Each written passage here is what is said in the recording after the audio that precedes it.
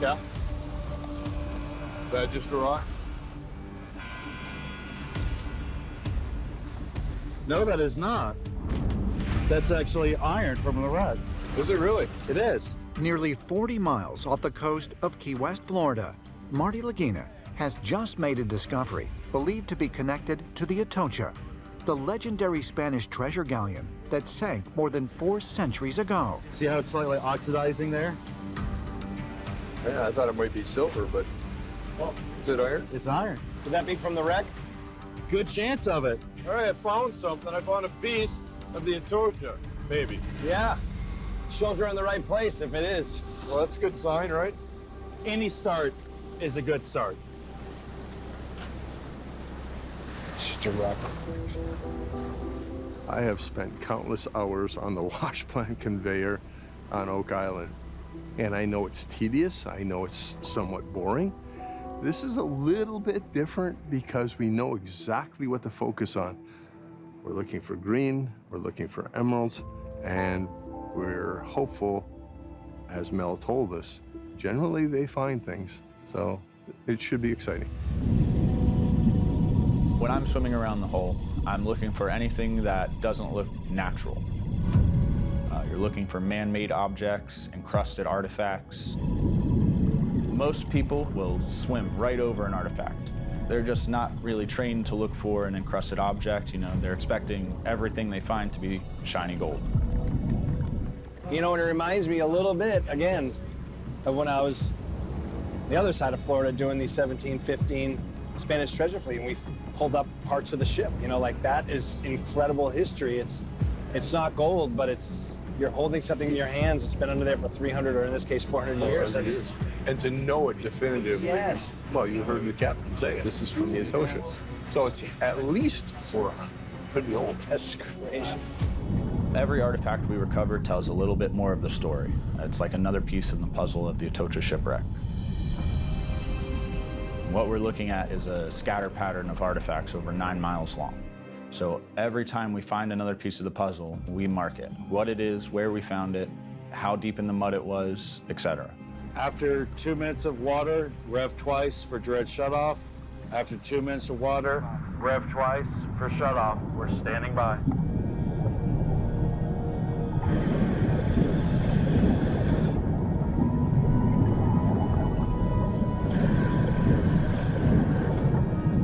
All right, first pump done.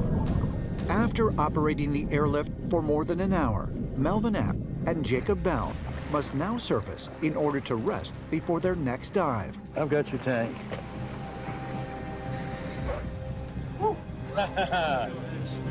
Well said.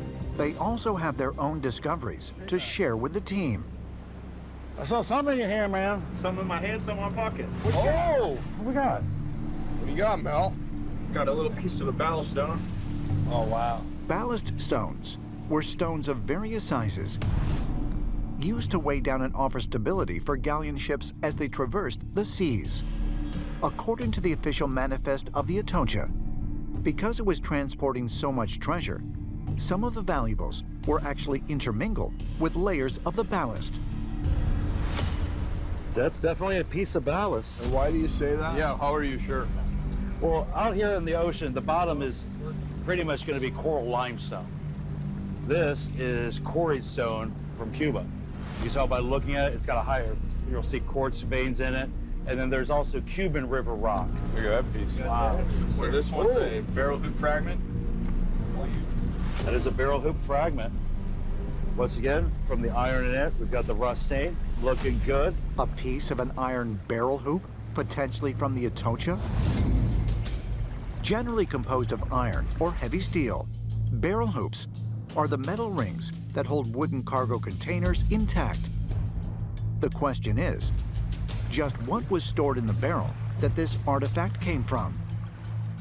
So we've got ballast, which we know that are in the lowest portion of the ship. Barrel hoops, going to be stored in the lowest portion of the ship. And there's nothing to say that the container of emeralds was not kept in a barrel.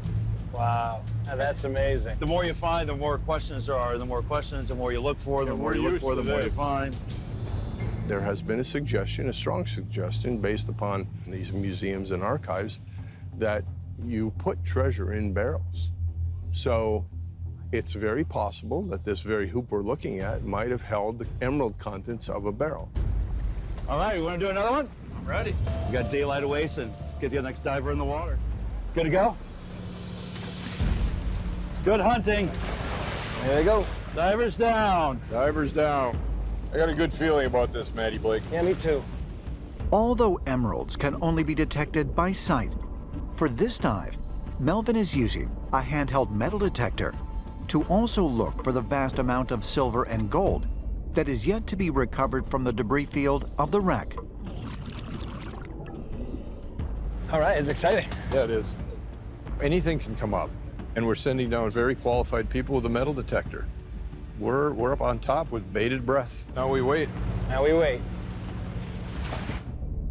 Sometimes we will have a diver search the area with a metal detector. We like to be very thorough in our search, and sometimes we find objects that aren't even metallic. Pottery shards, pottery necks, all different kinds of other artifacts. Attention divers, attention divers. Try to wrap everything up and return to topside. In about 10 minutes. Try to wrap everything up and return to topside in about 10 minutes. Standing by. After searching for nearly a half hour, every second now counts for the team to make an important or valuable discovery.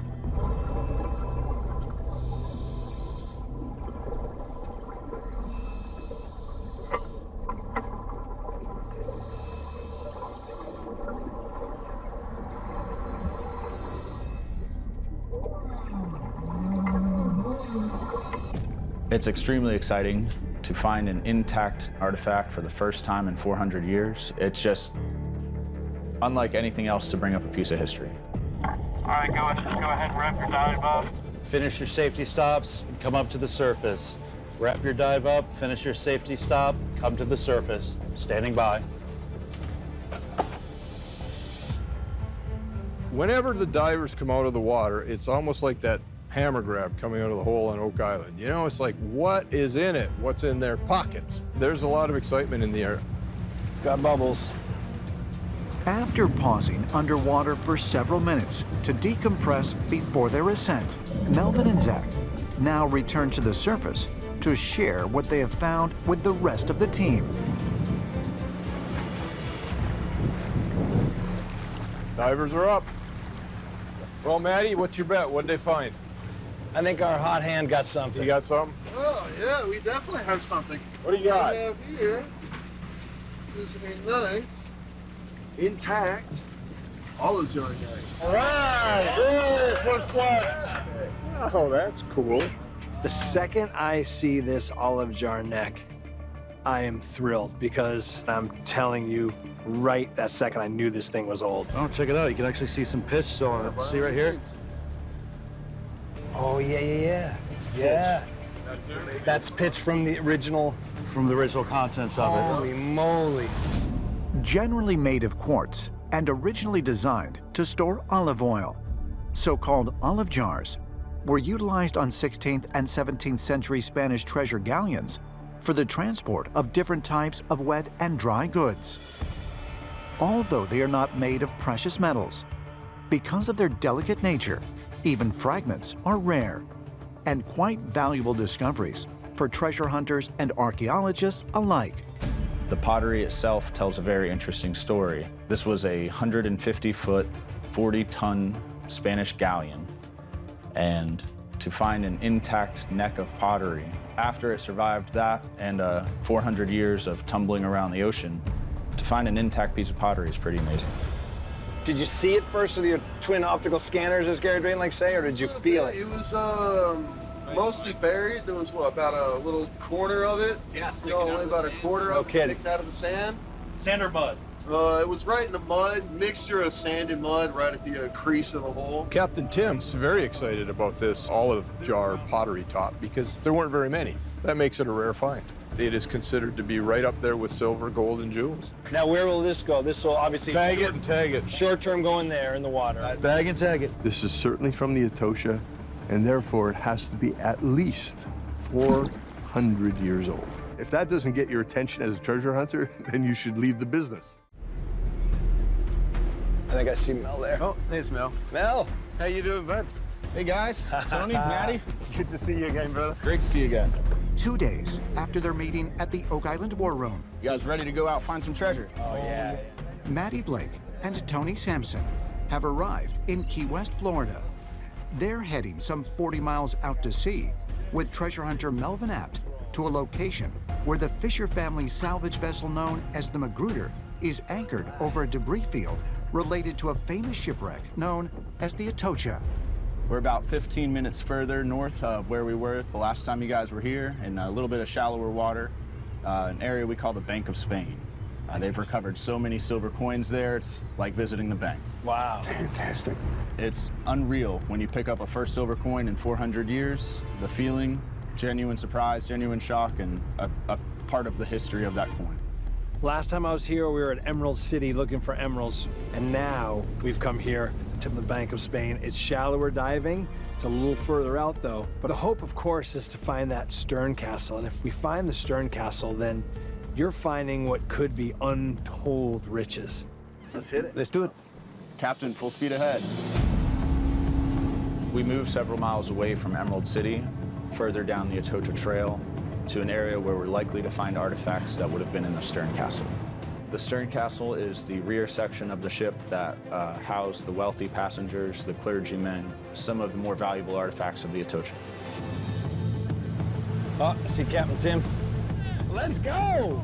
Let's go! From what I understand now is the bow section and midships has been what's been recovered over the years, and the part that now is still unfound is the stern castle part. Maddie! Captain!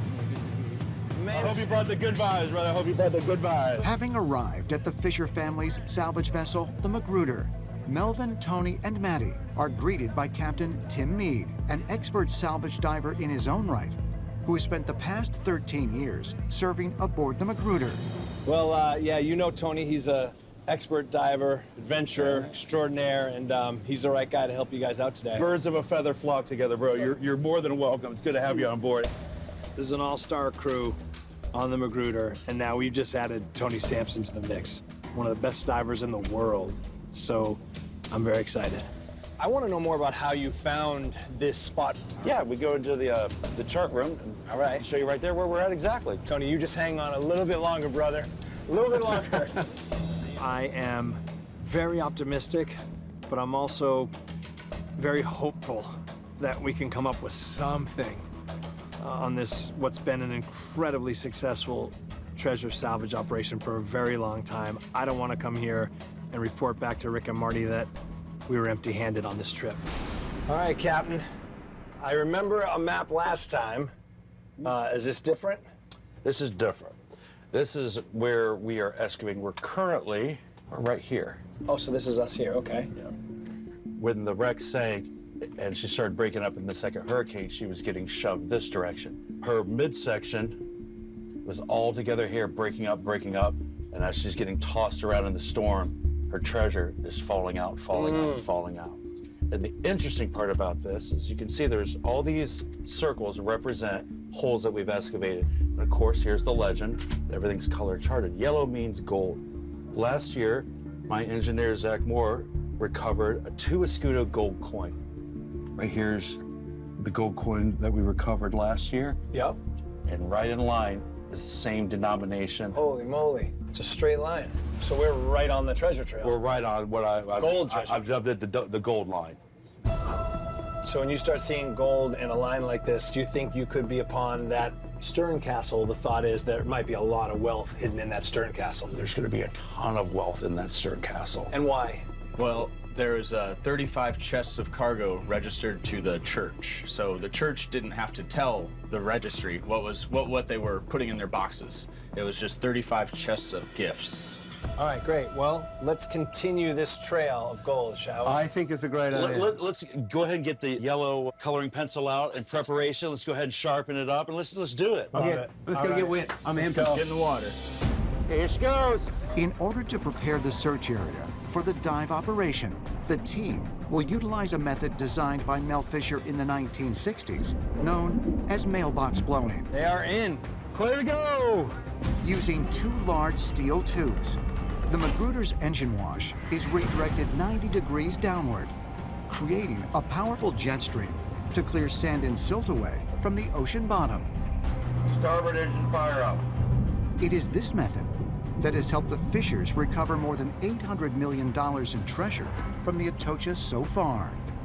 Let's put on our dive gear. Let's get the gear on. Let's go do this. Let's make today the day. Today's the day.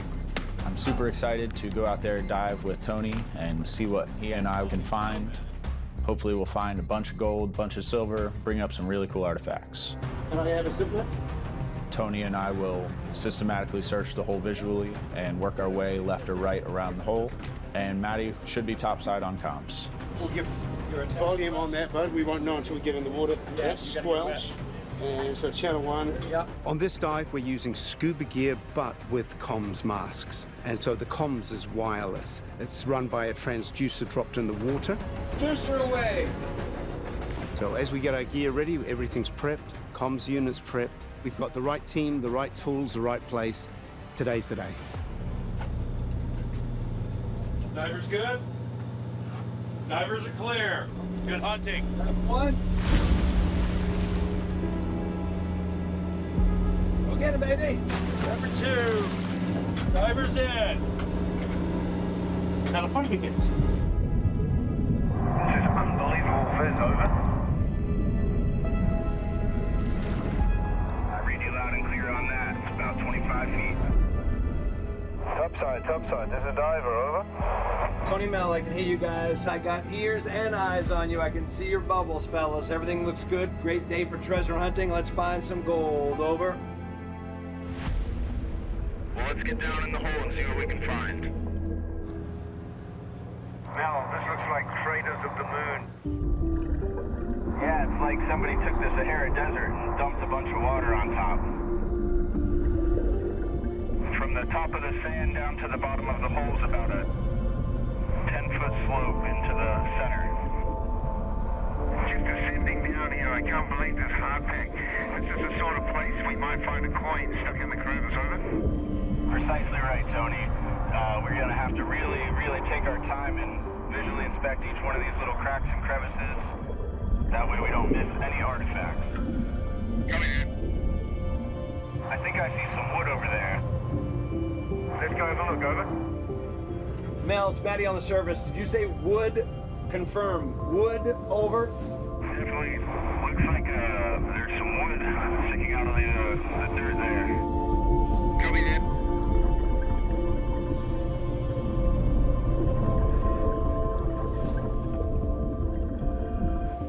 Mel, it's Maddie. Were you able to get your hands on that wood? Over. I think that's just a piece of modern wood. Yeah, it looks more modern, buddy, over.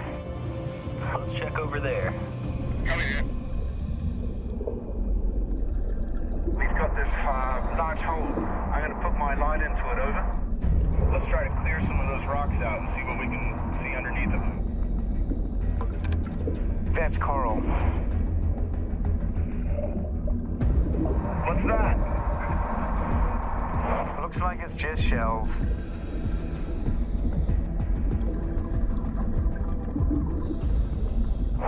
Whoa. Check this out. What do you got, fellas? Over. What do you got? That looks old to me. Let's head up. Divers coming up. Well, every day underwater is a great day. Yeah, we'll shuffle you right here. So first impressions, buddy. What happened when you got down there? We were doing a grid search around on a circular pad, and we found some interesting timbers down there, but nothing shiny. But that just means that the shiny stuff's a little bit further over. So we did find this. It was some sort of bone on the bottom. Definitely not human. No. Nor do I think it's aquatic either.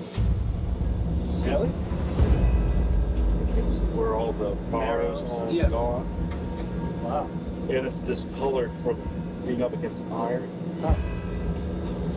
Could that potentially have been one of the animals on board the Atocha, or is it too? Really? We have found animal bones previously. During European colonization of the Americas between the 15th and 18th centuries, it was common for livestock and other kinds of animals to be transported on galleon ships from Central and South America, as well as the Caribbean. Some of these animals would serve as sustenance during the long journeys, while certain species, such as monkeys or wild cats, were brought along to serve as uniquely exotic companions. We should get that tested then. We should. We found bones on Oak Island, and they turned out to be way older than anyone expected. That's so right. From the Middle East at depth. So Yeah. if that's an animal that was on the Atocha, how cool would that be? Extremely. There were animals on the Atocha, mainly pigs and cows. They were using them for food on their journey back. The bone will be thoroughly checked over and inspected against different types of animal bones. Our conservation lab will keep it in a stable condition. We gotta move the boat. Can't get discouraged. You know, the next hole we dive in further down the Atocha Trail could be $1 million hole. Just gotta move over, excavate again, and keep diving. Maddie, you know, I hate to be cliche, buddy, but today's the day. Well, today's the day we're gonna get in that water, I hope, at least. I hope. I hope he's got like a, you know, grade A target, because diving here today is the equivalent of it's time to dig, right? It's time to dive. Exactly. In Fairport, Michigan, Marty Lagina and Maddie Blake are assisting a team that's searching for lost Civil War gold believed to be on the bottom of Lake Michigan. Hey, Maddie. Hey there. Hey, Marty. Hey, Doug. How Hey, you Bob. guys doing? Image scanning specialist Doug Gossage and team leader Bob Krepke have been analyzing the data from yesterday's magnetometer scans to identify the most promising targets. The team hopes that the hits, discovered just north of Poverty Island, are part of a debris field that will lead to the wreckage of the Captain Lawrence and millions in lost Civil War gold. I think we got some good news. Well, we want a place to dive, and we want a damn good place to dive, okay? We'll give you a good place. All right. So what we have here, this is the bird's eye view. We have Poverty Island here. So we ran 5 lines, if you remember. Yeah. Yeah, absolutely. One in particular, it had some, well, let's just say some business on it. Yes. Okay. It only takes one, right? That's right. And this is a line. So what we have is the left side is the beginning of that lane, and the right side is the end of that lane. So this here could very well potentially be a debris field. You got the Grand Tetons over Yeah, here. there's a couple of good spikes there. Now, obviously, I think that is our best spot. Does that correspond with where we saw the line tracking almost off the screen in that area? Yeah, I think it does. That's our dive spot then. I know exactly what I would like to find down there, but why don't you tell me, what are we likely to find, Doug? I mean, well, based on this signature here, I would expect that may be planking and maybe some pins, that sort of thing. okay. Now, when we get to that end and those Grand Tetons, as you explained them, that's going to be a little bit more exciting. That could be one of the air compressors that was on there, say. Potentially, it could be, yeah. It's something definitely more substantial than scattered debris. We got everything we need to justify a dive. What was it, 0.45 billion reasons? That's right. That's what we came here for, right? That's right. Bob? Oh, that's why we're here. All right. Time to dive. Let's go. Let's go dive. Okay. Hello, my friends. How are you? Good, thank you, sir. Permission to come aboard again. You bet. It's time to go. You know, I often say on Oak Island, it's time to dig. Here, it's time to dive, time to search. It's always exciting. Here we go. When you think about the numbers of the potential of this gold, 400 million in today's currency, that is literally breathtaking. You have to kind of calm yourself and look at the evidence. But, you know, Bob's done that. So I trust his enthusiasm, and I trust Marty's instincts. Looks like we're getting pretty close to the dive spot, right? Yeah, the 3 of us, Luke, you and I, are going to be in the water. So Marty's going to be on the surface comm. He'll be able to talk to us, and we'll be able to respond to him. Great. And then I'm going to have a video camera, and it got an umbilical cord up to the boat. Then Marty will be able to see what you're seeing, what I'm pointing at. Oh, fantastic. Yeah. Diver Luke Clyburn will also be deploying the J.W. Fisher's Pulse 8X underwater metal detector, capable of scanning for ferrous targets at depths of up to 200 feet. Luke will scan any debris to try to determine whether it's a ship's part that could have belonged to the Captain Lawrence.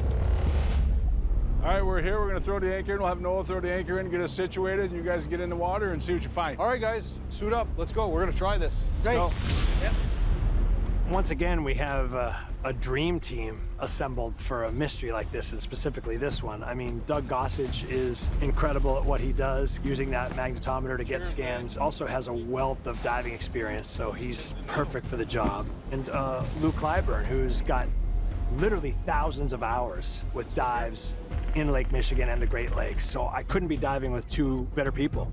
Okay, guys, everybody okay? Okay. You got this, bud.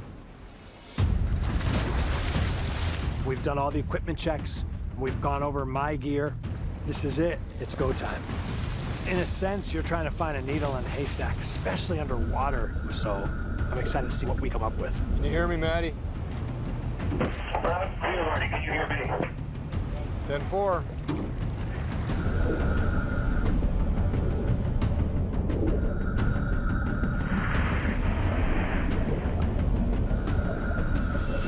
I feel like sort of like a mother bear up here or something, you know? It's like my cubs just went in the water. Okay, guys, look at the bottom and look for imperfections, something that looks like it's peeking out. Well, it looks pretty flat here, doesn't it, Marty? Yeah, this brings you back to sobering reality, doesn't it? I mean, this looks like stuff that could cover up anything. Yes, yeah. Could be something 1 inch below that. Oh, absolutely. And we're not seeing it. Yeah. Those guys have got their work cut out for them down there. Yeah. I definitely see something over there. Yeah, Marty, look straight ahead. It's big. Let's go check it out. Oh, yeah.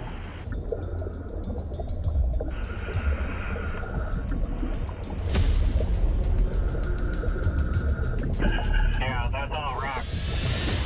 Doug, do you think we're in the right spot? Let's go a little deeper, okay? We think that's a good idea, heading out from the boat, a bit deeper. Over. Let's turn right, go about 50 feet, then we'll head back the way we came.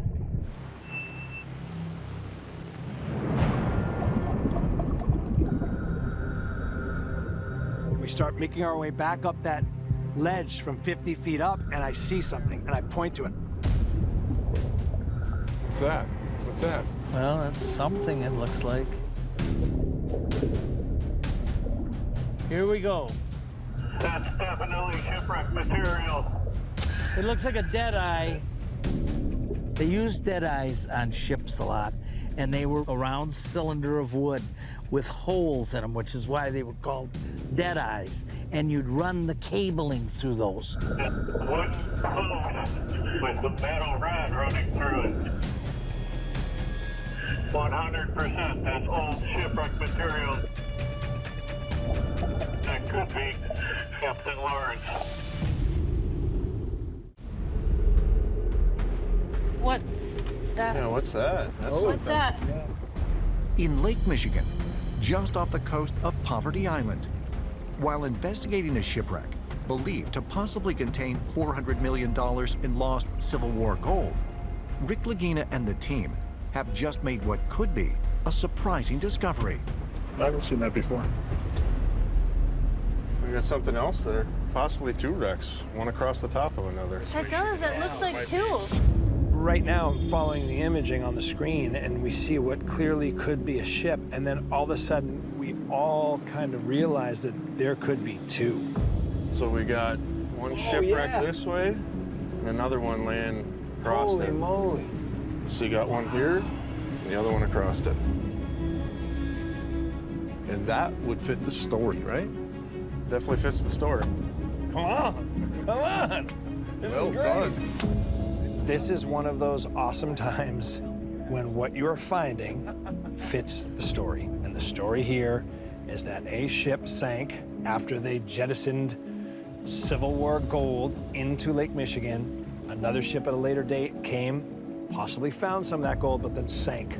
And so we are finding evidence of two ships. One looks like it could possibly be on top of the other. That fits the story. So that's exciting. That's two ships. It's two ships. One went down, and there's already one down. It would pretty much could look like that, right, Mike? That's what I would expect it to look like. I love it. That's awesome. How you feeling, Jess, right now? Pretty awesome. I'm speechless for once. Your hard work's paying off, you know what I mean? You're telling the story, and it's emerging right before our eyes. It's incredible. All right, so, I mean, we've seen it from the air. We've seen it with our eyes. We've seen it on this imaging. Great job, guys. So next step is what? Let's get in and dive it. Look, I think this is a great day, Rick.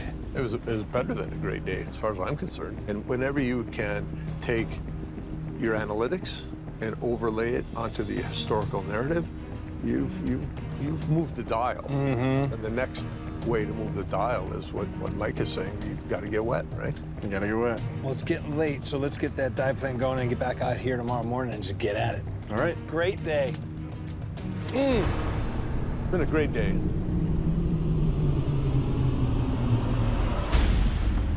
The next morning, let's get in that water. Mike and Jess Grollo, along with Rick Lagina and Maddie Blake, return to the waters just off the coast of Poverty Island to begin their underwater dive operation. Do we have any zip ties? Joining them is the Grollo's friend, diving expert, John Smith. I have dove with him many, many times in the past, and we share a mutual interest for the Poverty Island gold. He will be helping the team to hopefully find and confirm the existence of 2 shipwrecks identified during yesterday's side scan sonar search. Okay, ready? So the first dive is a reconnaissance dive. We're looking for a second wreck. We're looking for that second shipwreck that's across the top of the older, bigger shipwreck. If we do find something, we need to approach the state and get a permit to bring it up. Okay, divers are ready?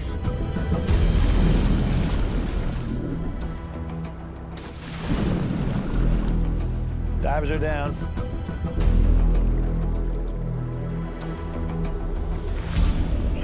I'm making my way down. Hey, Mike, it's Maddie on the surface. Just want to see how you guys are doing down there. Over. Wow. There's a pretty good current down here. I could imagine what that current would be like if the wind and waves were going. Do you have eyes on the target? Not yet.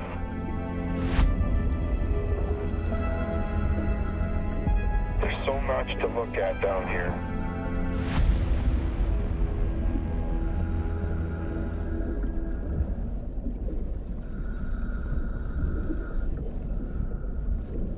I think I see something. Mike, just confirming, so you're seeing something. Over. Yep. Oh, wow, look at that. I think I see the first ship. Affirmative, we've located the first ship. Unbelievable, that's great.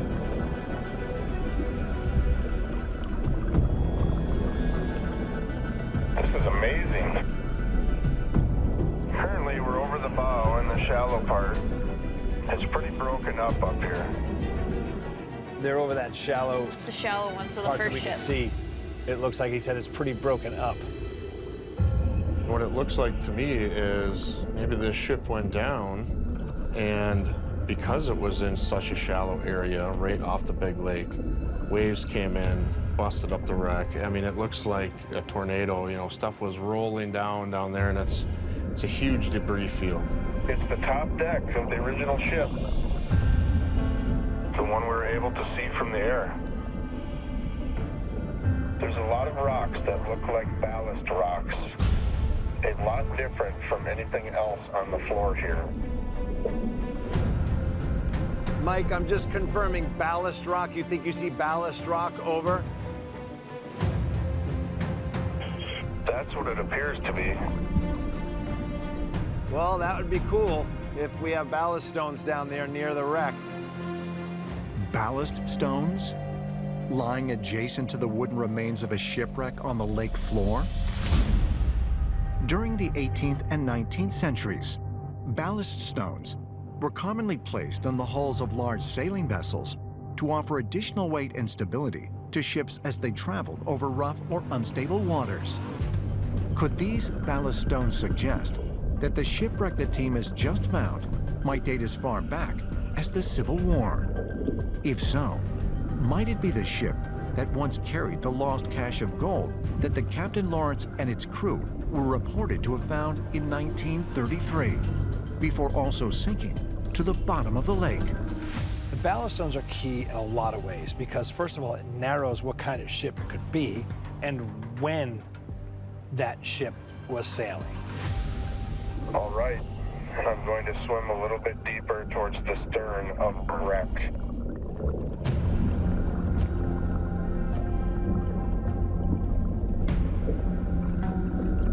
Holy. You are not going to believe this. It looks like we found our second wreck. Oh, Rick. So, Maddie Blake, what's the one word that drives success in just about anything? One that comes to mind right away is persistence. God, mine is perseverance. Yeah. All right. You know what? That is awfully Yes.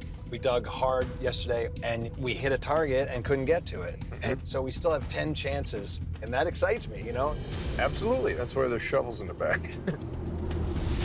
As a new day begins in Holiday, Florida, Maddie Blake and Marty Lagina arrive back at the site of the old Spanish well at Anclote River Park to join Joe Ziga and his team.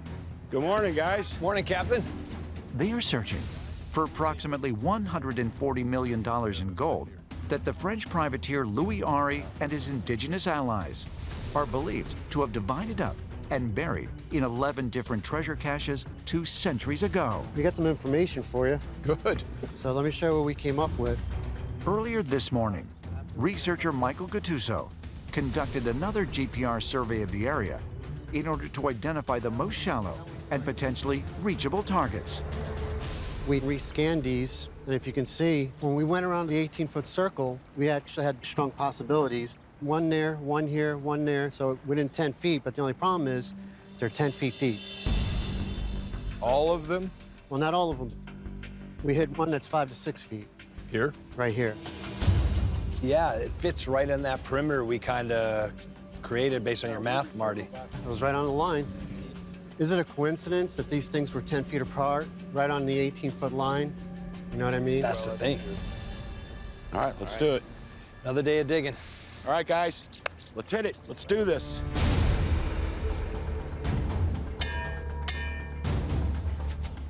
You guys can start hammering away. All right. Today is a big day. We feel confident that we have the next right spot that's the most viable place to search and dig.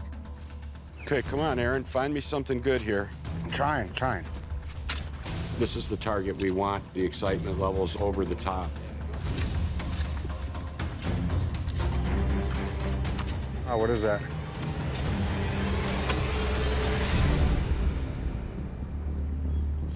Wow, what do you got there?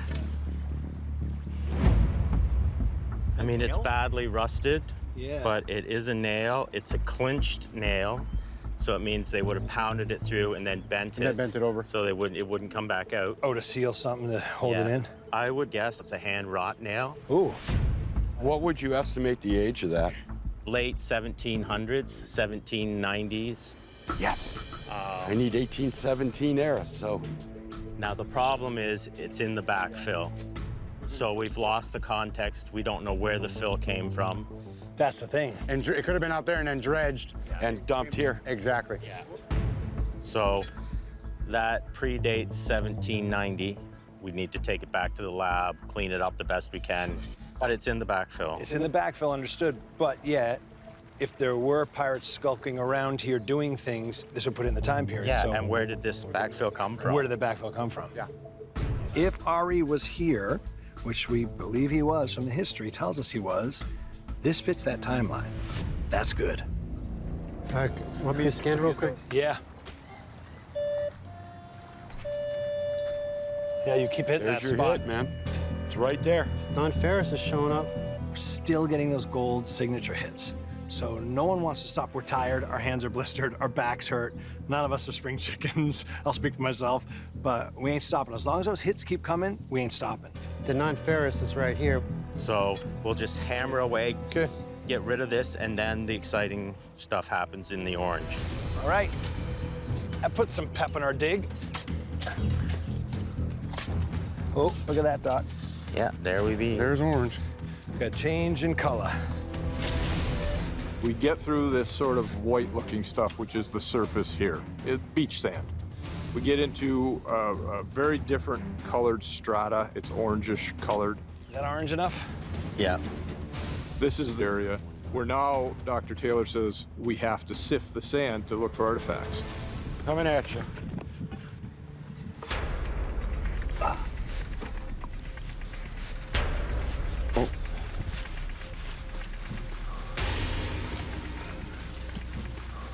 Where we at? Whoa, whoa, whoa, whoa, whoa. Whoa, I don't know what that is. You guys got something? That doesn't look naturally made. Looks like the bottom of a pot or something. Got something? It's a chert. It's something First Nations would have used because you can make it razor sharp. May I see that? Yeah. Chert would be the go-to rock for arrowheads and scraping tools. And Dr. Taylor is pretty sure this is Native American stuff. Discovering a piece of chert more than 2 feet deep has both potentially positive and negative implications on the operation. Because Louis Ari is believed to have been helped by indigenous people when he buried his treasure, it offers evidence that they were indeed digging in the right place. However, the find could also qualify the area as a historically protected site and put their entire search in legal jeopardy. Hello.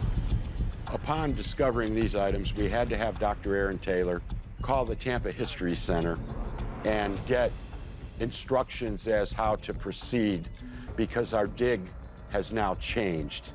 How much did it change on the pendulum? We don't know. It now goes in their hands. So we're down at the site, and now we've just found chert, which the First Nations like to use to make tools. I'm just looking for some direction on how you'd like me to proceed.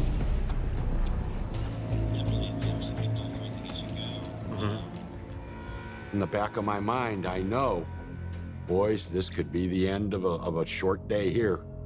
We might all be going home. I'm gonna cut to the chase because I've always thought of the 49er, San Francisco, the gold rush, you know, an old prospector with a pickaxe and a pan, right?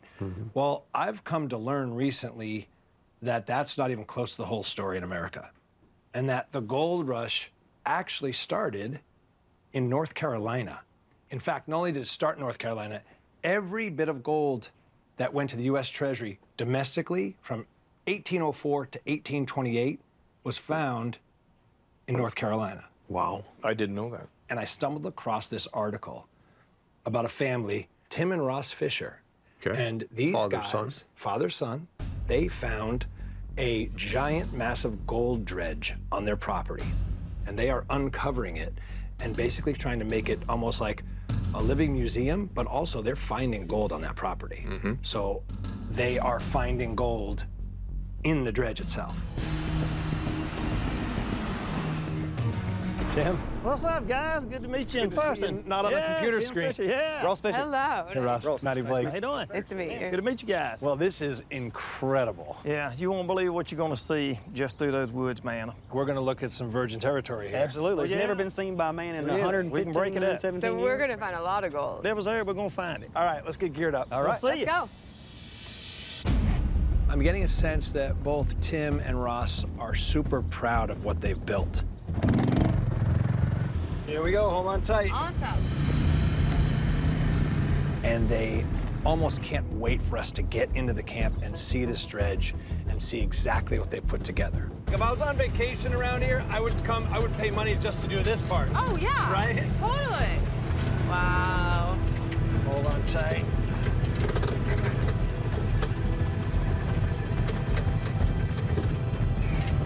I think this is it. Oh, wow, look at that. Holy moly. That is incredible. Come on down and check it out, guys. Come on aboard, as it were. There you go. Wow, oh my gosh. Wow. Look at that. Man, the difficulty in excavating this dredge is quite enormous. Most people would think, man, you're crazy. In our excavation, we want to do things the right way. So a lot of it has to be hand dug, you know, so yeah, it's a lot of time investment in this project. Yeah, a lot. So we had to do the crazy thing of trying to dig this thing up. As you see how big this job is going to be. All this material has to be taken out, and we're doing most of it with, you know, we're using basically shovels. We've got an excavator, we've got a couple of backhoes. And the home-built crane? Yeah, we had to build a crane, and the reason for that is we couldn't reach over far enough to pull that material out without causing a lot of damage. Is that a refurbishing, or did you No, make it old-timey? Oh, man, yeah, our crew did it. Scrap Yeah, metal. all from scratch. All fabricated, all with passion. I love it. You got to. I mean, they don't build stuff to do stuff like this, because who comes and does this, you know? Right. You got to invent it as you go, right? Absolutely. I got to tell you, this crane that I'm looking at is one of my favorite things I've ever seen in all the years I've been doing this. This is straight out of Dan Henske working for Dan Blankenship Ingenuity. I'm really impressed. This whole team represents what people can do when you have a common goal and you're committed to it. So I need to show you our next invention or put together piece. We call it Frankensluice. Come check it out. Did he say Frankensluice? Frankensluice. Oh, I'm so in. Check it out, guys. It's all very much Frankensluice. As you can see, it's all made from pieces here and there. Trash can that we cut in half. No way. It works. Yeah. Look, that's where you put your trash. Light fixture cover, windshield wiper motor, but you know what? It works, and it's pretty quiet. It's a stealthy little machine. I'll show you. Look, we crank the pumps up just to give you an idea. Get the pumps going. What is this? Is PVC? That's PVC with expanded metal. pipe, and then we're going to spin it. You guys are awesome. Brilliant. Just awesome. The dirt and rocks that are shoveled into the Frankensluice are fed directly into a rotating trommel, where they are sorted according to weight under a steady stream of water. Larger rocks and soil are discarded out of the end of the machine, while heavier materials, such as gold, fall through the grates and are captured in the sluice boxes. Oh, Frankensluice. It says Yeah, wow. Who came up with the name? I got to ask. Oh, yeah. Yeah. Awesome. I would recommend trademarking that. Oh. This is an incredibly ingenious thing they've built out of literally trash cans and lighting fixtures. They don't have a lot of resources, and yet they've built these things to help them do this massive undertaking. Well, I want to see some gold coming out of this. Yeah. Let's do it. Let's do it. So the plan for today is to start getting to the lower parts of the ship we haven't been able to get into before. I'm excited. Yeah, me too. Crank up old Frankensluice. Maybe we can find some shiny in there. The team is here. These guys here have been with me since the beginning, supported me all through it. This is Fellowship of the Dig South. That's right. All right, Ross, I guess you and Maddie will be in the dredge, getting the good stuff, I hope, and seeing what you can find. Nicolina will be working up top here, trying to get the pay into the buckets so that we can get it to the wash plant. We can start running some material. Awesome. Let's find some gold. Let's do it. Let's do it. So the strategy now is to use the crane to dig out this targeted area they have that they've yet to search. Based on their research, they feel like there could be gold in this area. So we're gonna just do small piles into that crane barrel, lift them out, and start the search that way. A very targeted, systematic approach. Clear? Yeah, clear. She's all yours. You could have washed a bunch of gold in. Right. Let's go. We need to run the old Frankensluice and see what's in there. Yeah, let's see what we got. To get my hands on gold would be really incredible because I've been talking about it for just about a decade now, right? And dreaming about it since I was a kid and I read Treasure Island. Let's fire this green machine up. So to see a piece of gold in the wild in a real hunt, I don't know how I'll react. Just there's a shovel up there, Frank. You may just want to shovel it in kind of easy and let it run through. See anything, Ross? Any metal or anything? Nothing yet. No big pieces of nuggets. See a lot of rock in there. Yeah. You know, we're looking for gold, of course. We're looking for any glass objects that would have been in there, metal, any type of metal. And a lot of wood. He's seeing bits and pieces of wood where the ship's just, you know, decaying, and you'll see wood in there as well. Yeah. All right, let's shut her off and we'll clean it up. Come on, baby. Yeah, sir. Yeah, just look and see if you're seeing anything, because the sun shines in a good spot right now. Oh, what's this? Timmy. What is this? You think that's gold? That's pyrite. No, it ain't. That ain't. Is that gold? Yeah, it's gold. No way! I can't believe it. Woo! I love Dive Day, Captain. Now, where are we going exactly? We're going through East Orleans, here up north to the Whydah site, Marconi Beach. In Cape Cod, Massachusetts, Rick Lagina and Maddie Blake are being transported to the Whydah search area by Captain Jeff Spiegel, who has been working with Barry and Brandon Clifford to salvage valuables related to the Whydah for more than 30 years. We're excited. Get back to it. We always are. I love it. We're ready. We've all got our fingers crossed. I'm hoping to find something unique today, something that tells a story. We're gonna find treasure. That's the hope. See, look at this here. It's kind of interesting, eh? Meanwhile, Tony Sampson and Brandon Clifford have begun a side-scan sonar survey of the target area in the hopes of identifying signs of the Whydah stern and the vast cache of valuables it is believed to contain. Should we try and give it a shot east-west and just see what we come up with, eh? Sure. Yeah. The Humminbird Helix 10 sonar device emits high-frequency sound pulses that reflect off the ocean floor to produce an image of the bottom, as well as any potential structures or objects that may not be natural features. So what we're doing, we call it lawn mowing. So you're literally going up and back in lines, like lawn mowing. The side scan, what it does is it looks down and out to the side, and you can actually see the height of the structure of the bottom as well, and any shadows that it puts out. So in a perfect world here, you might see timber structure, or maybe something like an anchor protruding from the bottom. Fortunately, this spot is uncovered from sand, and we're getting some pretty nice images with our side scan.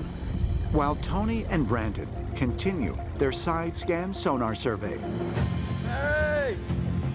Good to see you again, my friend. Captain Jeff, Rick, and Maddie arrive at the search area where they rejoin Barry Clifford. All right, Barry's on board. My friend. How are you? Well, it's good to see you out in the water. I think this is your natural habitat.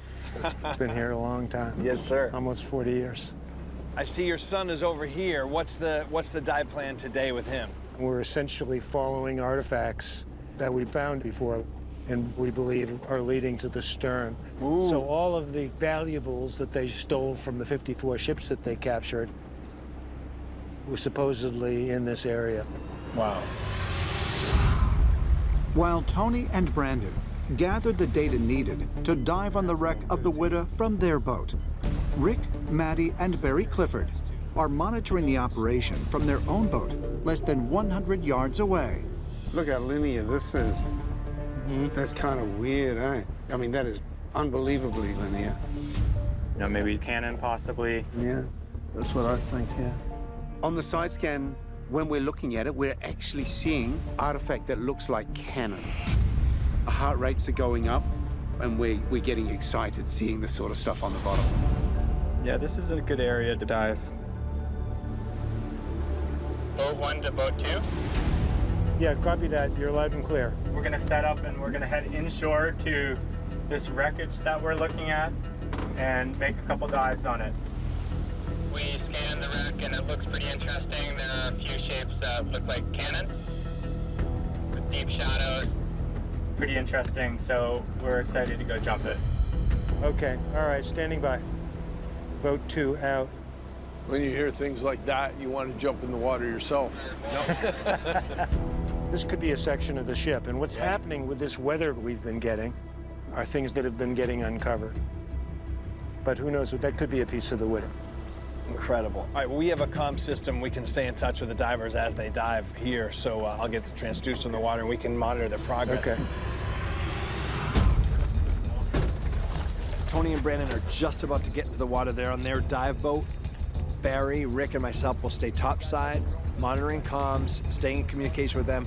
I want success for Barry and Brandon, not just for them, but also to kind of represent what we are here in New England. You know, we're hard workers, we love our history, and we don't stop. Hopefully today's the day. Splash one. Divers in the water. Second diver in. Tony Sampson's in the water. All right, we got divers in the water. Yep.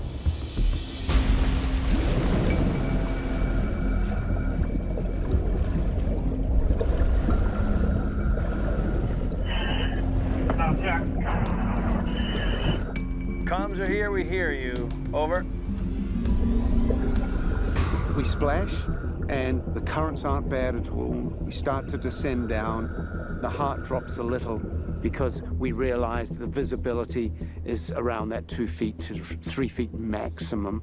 You know, this is all part of the game. We're headed north.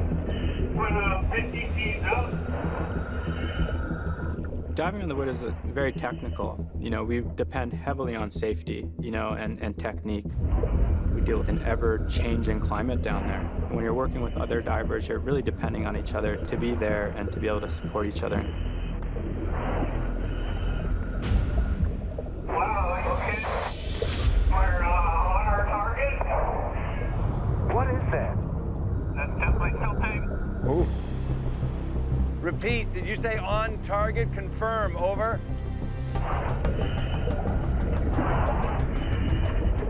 Yeah, we're on some beautiful piece of wood.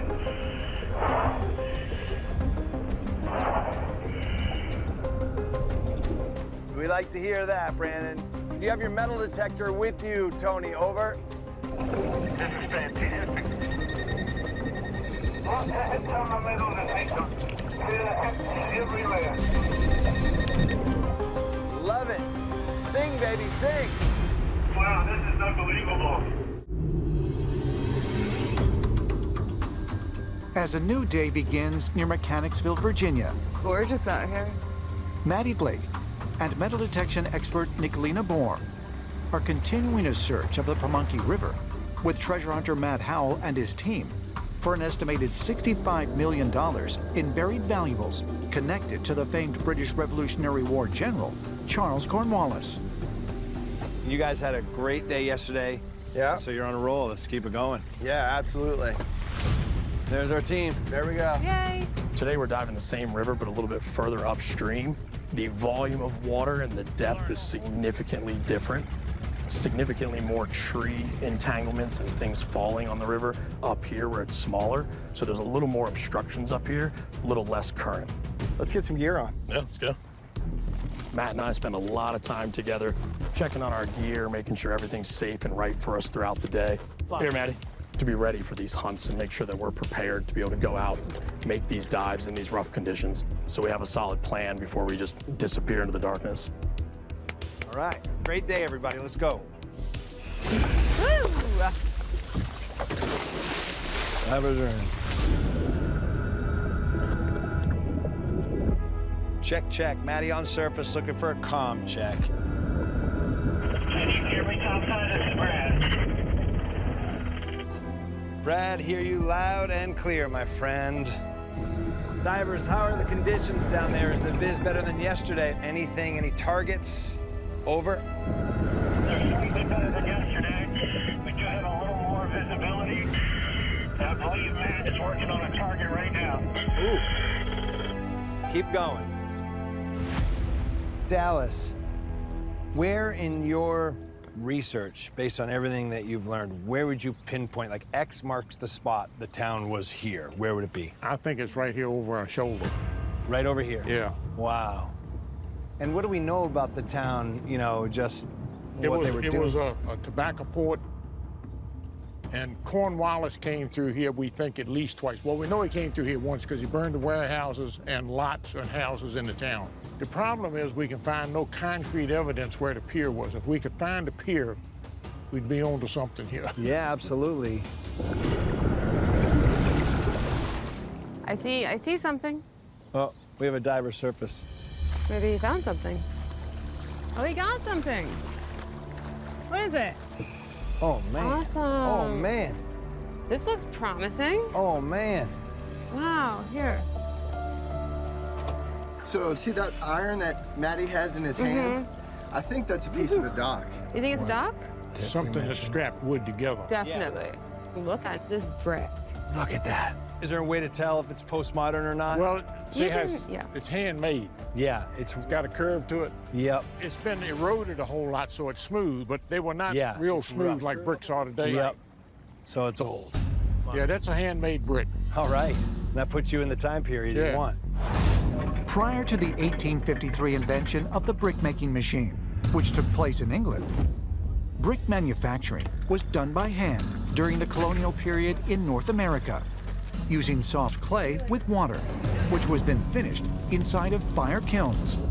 Is it possible that this handmade brick offers evidence of the 18th century town where Matt Howell and his team believe General Cornwallis may have buried a large cache of looted valuables? People do not make handmade bricks anymore. And it's really cool because when you hold it up like this, you can see that it is a little thicker on one side. It begins to warp a little bit in a way that a machine-made brick wouldn't. Therefore, this brick places us back in Cornwallis's time. This could be from one of the structures of this ghost town. Yeah. Yeah, we need to see what volume of brick is in there. Right. There's got to be more, though. Right. Dallas, Yeah. I legit found the best signs of a dock I've ever seen over there. I was finding timbers that were cut square, that were stuck down in the mud, and big flat decking. Where I first dropped down, on the left-hand side. I think that's got to be where it is. It has to be. I've never seen anything like that. Finding this dock, finding these pieces, it's huge for us. It says that we're on the right track. It says that the people who wrote these things down long ago weren't lying. They're telling you the truth, and you just had to go look for that truth. Now we need to get under there, and we need to find some targets that show that people were here. Got it. That those British troops came through here. Got it. We got to get something that's personal now. Got it. And you're on a roll. Let's keep it going. Brad, you ready? Yeah, let's go.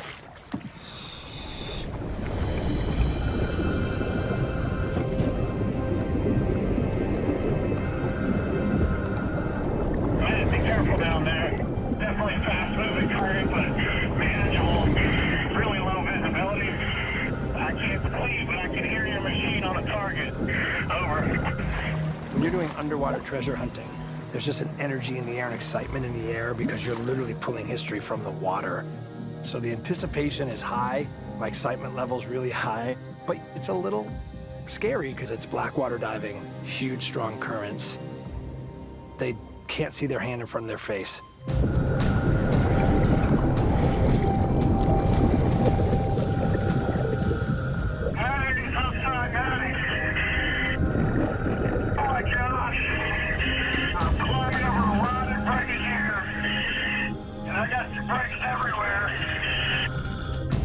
Matt, confirm. Did you say you saw bricks over? Affirmative. We're laying in a big pile of bricks. Yes! It's good, Dallas. It is. Big pile of bricks, confirmed. Over, great job. Oh, that's what you wanted. This is the moment you want as a treasure hunter, right? You want to find that validating piece. Even if it's not the treasure, you are finding the piece of the puzzle that says, I'm in the right place, continue the search. Topside, I'm working on acquiring a target right now. Oh.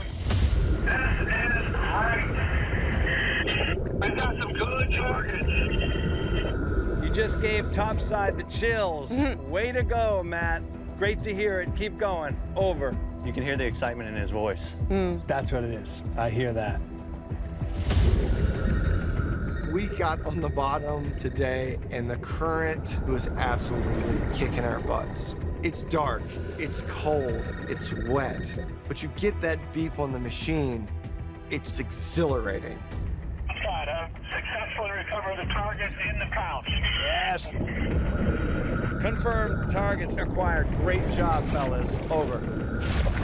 There he is. We have a diver on the surface. All right, he's good. Yay! We got a happy diver. Coming out of the water, all you want to do is just rip your bag open and share it with the world and share it with the guys who are in that same journey with you. Precious cargo. Hand me the good. All right. No peeking. No peeking. Oh, it's heavy. Oh.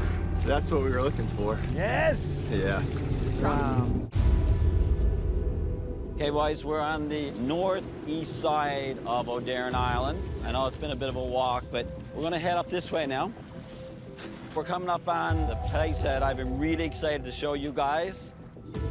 On Odaran Island, some 10 miles off the southern coast of Newfoundland, Canada, researcher Bill Smith has led Marty Lagina, Maddie Blake, and diver Tony Sampson to a location rumored to contain millions in looted treasure connected to the 17th century English pirate, Peter Easton.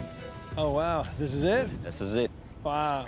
I believe that this is the pond that hides Peter Easton's treasure from 400 years ago. Is there any doubt amongst, let's say, conventional historians that Peter Easton was here on this island, that he had this as part of his dominion? There's a consensus amongst all the parties that have been involved. The historical accounts have been handed down, verbal and oral traditions plus the written accounts. And then with some of the finds in the local area, I'd say a 99% certain. That's certainty. Yep. Conjecture is what's in that pond. Yep. Mr. Conjecture, get suited up. Looks like I got another pond, doesn't it? Yeah. The pond is exactly as I pictured it, except that the island itself is way more rugged and barren. If this pond is actually lined with oak planks, well, for one thing, look around. There are no oak trees here. That would mean they were brought there specifically for some reason. I think if that particular legend is true, that this pond is lined with oak planks, I think we're onto something. While Tony investigates the muddy, shallow pond for signs of valuables, he will not only attempt to confirm that the feature's bottom is lined with oak planks, but he'll also look for evidence of possibly man-made flood tunnels that Bill believes are connected to a nearby natural spring. So that anomaly would be coming down here somewhere, feeding in? It Way stops over there. abruptly at the bottom of the hill. Just Got it it. starts and stops at the same spot, which is really peculiar. Interesting. Yeah. There's no way something should be there. There are so many legends about hiding things underwater, and it appears to work. Let's do what we came here for. Let's go. Let's go. I'm impatient. Mud diver. I've heard so much about this pond from Bill. I'm so excited to get in this pond and actually prove or disprove that this might be a hidden location where Peter Easton might have stashed a treasure. Another day in the muck. When diving, basically mud. It's the usual challenge for Tony. You know, you've got water on top of a lot of muddy, silty nastiness. So, you know, it's difficult. Tony's up for it, though. And if anybody can figure it out, I think he can. Go get him, buddy.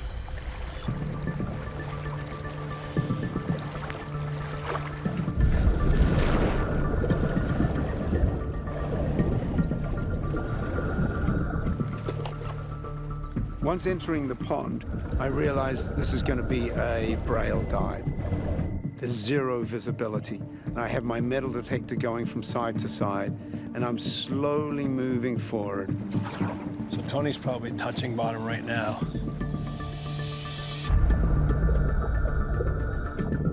What I'm feeling on the bottom is silt. I can penetrate through up to my shoulder in this silt, and I'm still not touching a hard bottom.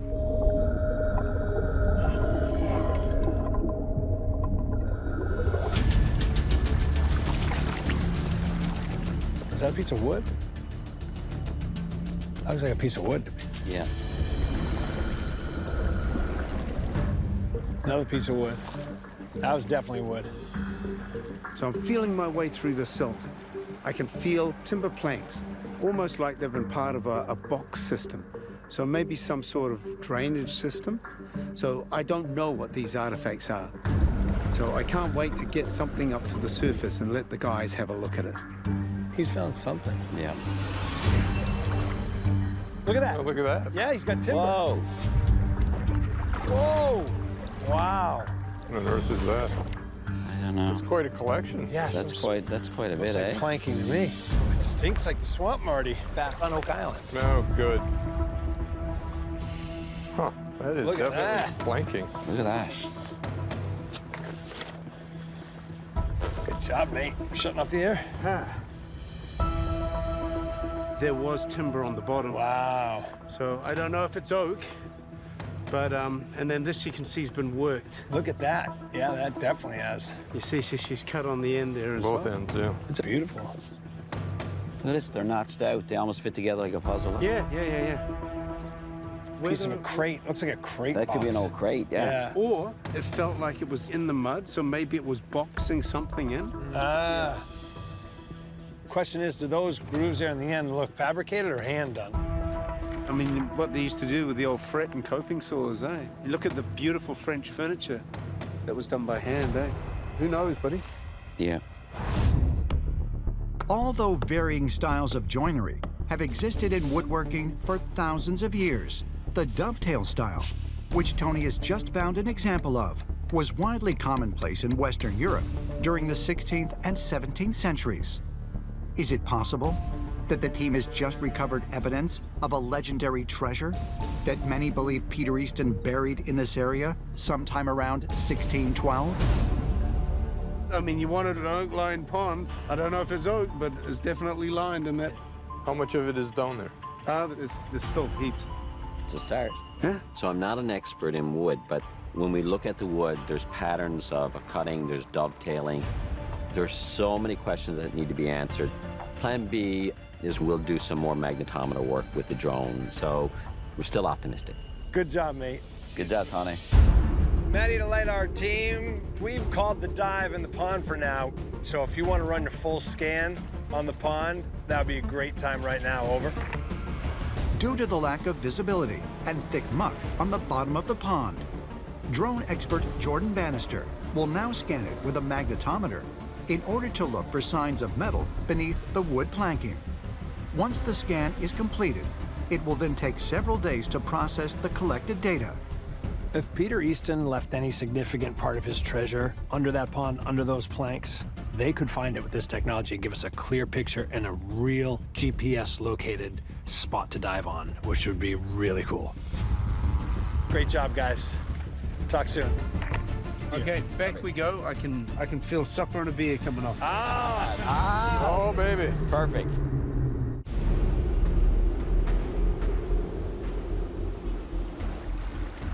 Got a hit. Got a hit. We got a hit. Got a hit.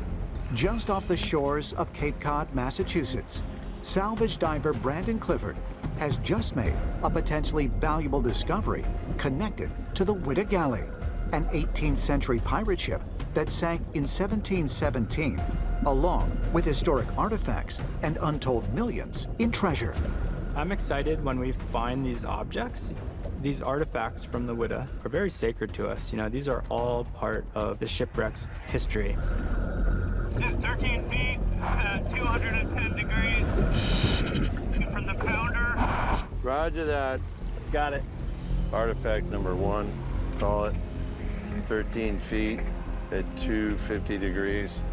In order to properly document the find for the historical record and mark the location for future searches, Brandon records the exact coordinates on the ocean floor where the discovery was made. This isn't just treasure hunting. This is a professional archaeologist doing his craft and doing it carefully and meticulously. Let's check over there.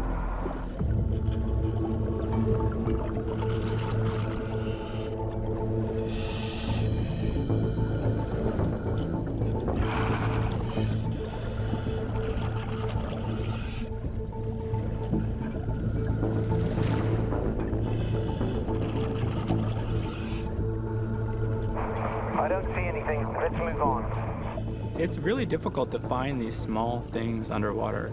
Things seem to kind of blend down there, so, you know, I'm kind of like tapping into the environment, tapping into my dive, and concentrating on my job.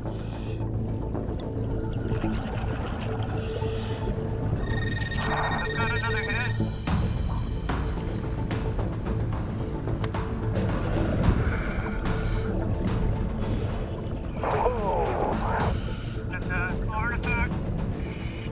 Roger that. You're gonna like this, Maddie. I'm just reeling up the tape measure.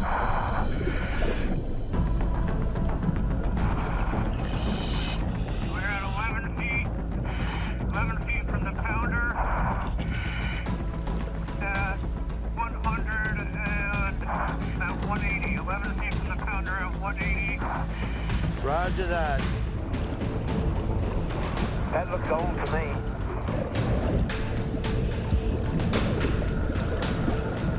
Let's head up. Diver 1, leaving the bottom. Roger that. Diver 1, leaving bottom.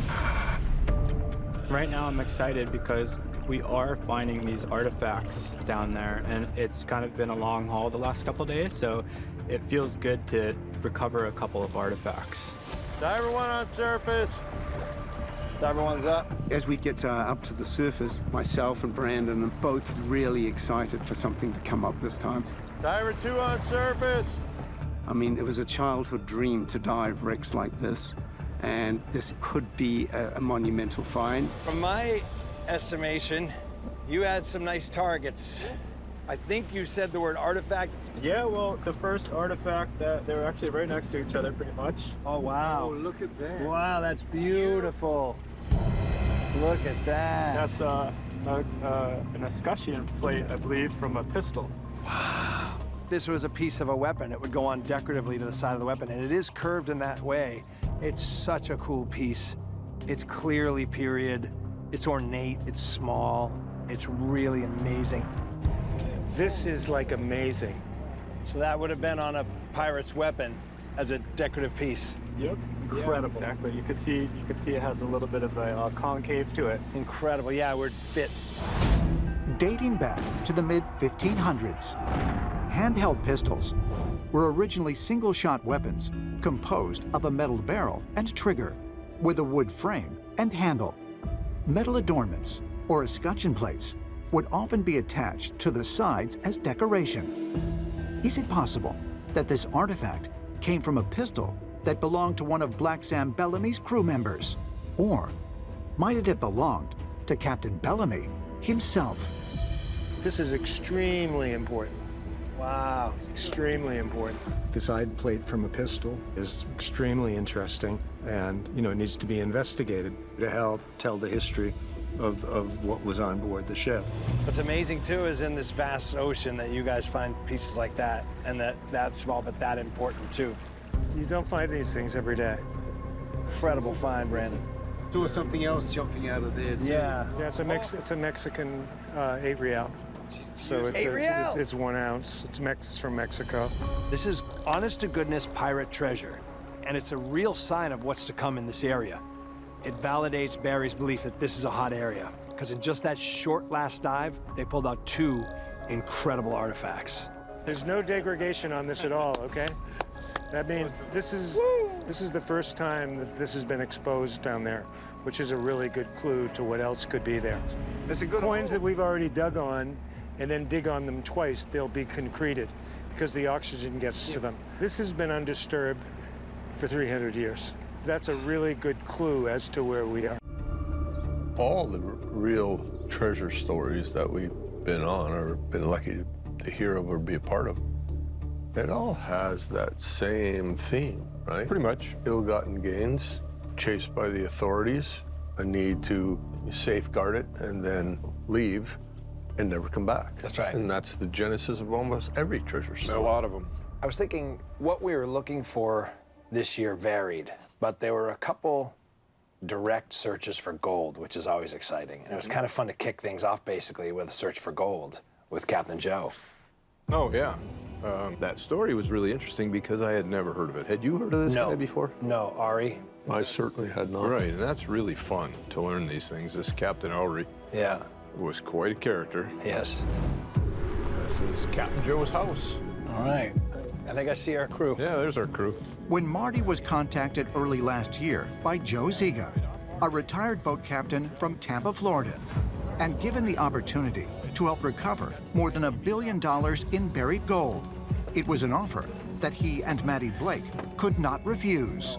The document that I have tells a little story about Captain Louis Ory went to this well to stash his treasure. Yeah. According to their research, Captain Joe and his friend Michael Gattuso believed that the treasure had been buried on a nearby beach in 1817 by Captain Louis Ory. Originally from Paris, France, Captain Ory helped lead numerous Central American revolutions against the Spanish before becoming one of the most successful privateers in the early 19th century, establishing a base of operations near Tampa, Florida.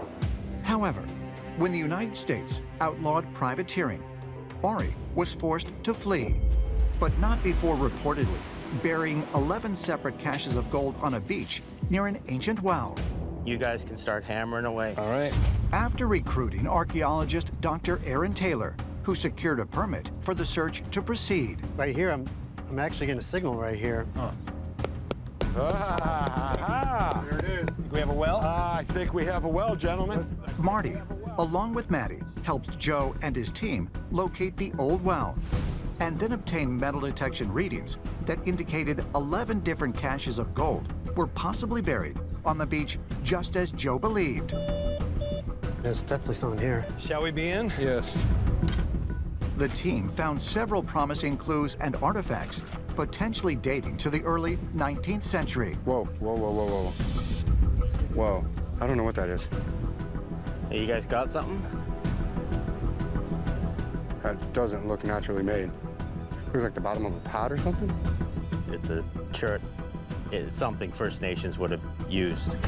However, like many treasure hunters have experienced on Oak Island, each time the team's digs approached the target depths, ocean water rushed in, thwarting the chances for a major discovery. Do you still believe the treasure's here? Yes, I do. You do? Yes, I do. There's just too much out there that points to it. Yeah. If we were allowed to have a small backhoe in there, we would have gotten to that cache. I don't think this is the end of Captain Joe Ziga. This is only the beginning. It will continue on. It's frustrating, exciting, exhilarating, but also frustrating because we kept getting that gold hit. Yeah, well, there's similarities too. The sand and the water were coming in. No flood tunnel this time, but, you know, come on, we're digging right. The beach was just, like, right there. Right. And so the water, the deeper we got, the more, you know, sand sloughs in. Not only just us, but Dan and Dunfield. I mean, Dunfield lost the big dig because of that. Similar, yeah. The cave-in pit was abandoned because of that. The South Shore pit was abandoned because of that. And those were real clues. Those were presented real opportunities to do what you were trying to do. Right. Locate something to be retrieved. Right. So, yes, it's happened here many times. Yeah, you couldn't help but think of Oak Island watching that sand collapse in itself when the water came up as we're getting gold signatures. Impossible not to think of Oak Island. It was exciting, you know. It'd be nice to have pulled out a, you know, nice little chest full of gold coins. And he had done his research. The story seemed plausible. Mm-hmm. And then, of course, the thing you admire so much, Rick, about all the treasure hunters is that you say to Captain Joe, are you done? Hell no, no, no, no. I'm coming back. I'm going to get... He's supposedly trying to get different permits. Yes. He's trying to research the title. He wants to get in there with equipment. According to his own admission, when we talked to him last, it really validated him with state archaeologists and the local authorities there to continue his search because he found something of great educational, historical value in that area, and that's awesome. And was done properly because we furnished Dr. Taylor's expertise. And anyway, it was a real interesting story and a real interesting hunt, and it was fun, wasn't it? It was fun. It's fun to get a little dirty and do some work. And then speaking of gold hits, then you went on an adventure without us. Without us. Yeah. Yeah, but actually came up with some of the shiny stuff, right? This was my top pocket find. You have it with you? I do. I mean, this is a small piece of gold, but I can't tell you. I can see it from here. What it means to me and what it meant to me in the moment. And, oh, yeah. I mean, just incredible. The Fisher family were awesome. Father-son team again. And what they've uncovered is really, truly incredible. We always say it. We're showing up for 1, maybe 2 days. Yeah. I did not expect this moment. Right, and that can't be the Lone Ranger. There's more of those. Right. Yeah. And the gentlemen in this case, Tim and Ross Fisher, they knew there was a history of gold mining in the area when they bought their piece of land, but they had no idea there was a complete ship dredge there as they uncovered it. It was, wow, wow, wow, what did we buy here? That's so right. that's interesting, and that's the serendipity side of things too, I guess. Incredible. Well, we made it. Nicolina, we're here. 2 New Englanders in the South. Let's go. All right.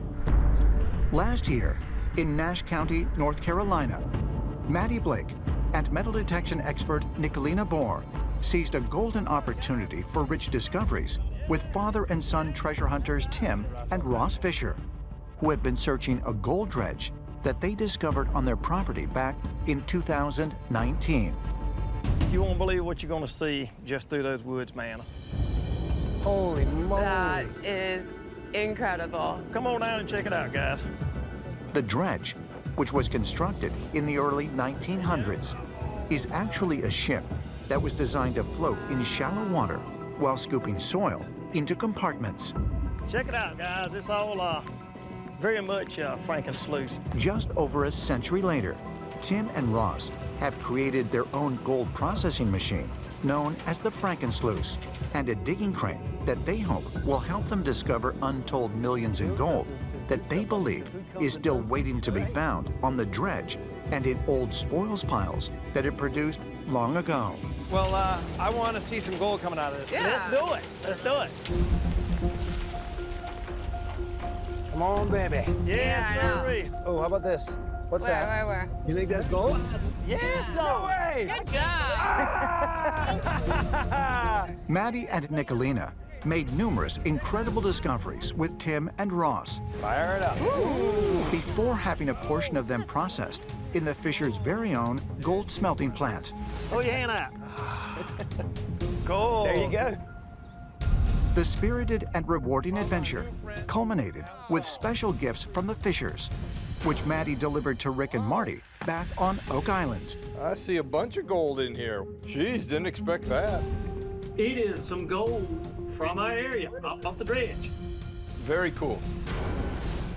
I'm staying in touch with them, and when they start pulling out more gold and those chunks of gold, we'll know about it. Okay, well, thanks for being our emissary on that. And great people. Oh yeah, love them. The best. Southern hospitality personified.